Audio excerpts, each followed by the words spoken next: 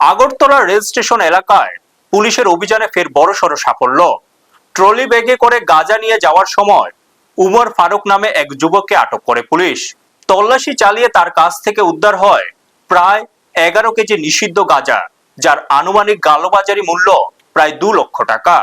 Police সূত্রে জানা যায়, এসআই মঙ্গল দেববর্মার নেতৃত্বাধীন পুলিশ দল রেল স্টেশন এলাকায় অভিযান চালিয়ে সন্দেহভাজন ওই যুবককে আটক করে। পরে তার ট্রলি ব্যাগে তল্লাশি চালাতেই বেরিয়ে আসে বিপুল পরিমাণ গাঁজা। ধৃত উমর ফারুকের বাড়ি সোনামুড়া থানাধীন বেজিমারা এলাকার 6 নম্বর ওয়ার্ডে। উদ্ধার হওয়া গাঁজা বাজেয়াপ্ত করে তাকে গ্রেপ্তার করা হয়েছে। তার বিরুদ্ধে এনডিপিএস আইনে মামলা গ্রহণ করা হয়েছে। গাঁজা কোথা থেকে আনা হয়েছিল এবং এর পেছনে আরো কেউ জড়িত রয়েছে কিনা তা খতিয়ে দেখতে তদন্ত শুরু করেছে পুলিশ। ব্যুরো রিপোর্ট, নিউজ তৎকাল 24।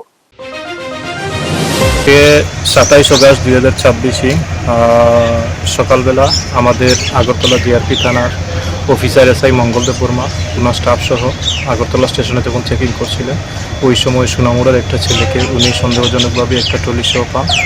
ওনাকে ডিটেন করার পর আমরা পরবর্তীতে ব্যাগটা চেক করে আমরা প্রায় 10.5 কেজির মতো গাঁজা ওর ব্যাগ থেকে, ট্রলি ব্যাগ থেকে উদ্ধার করি।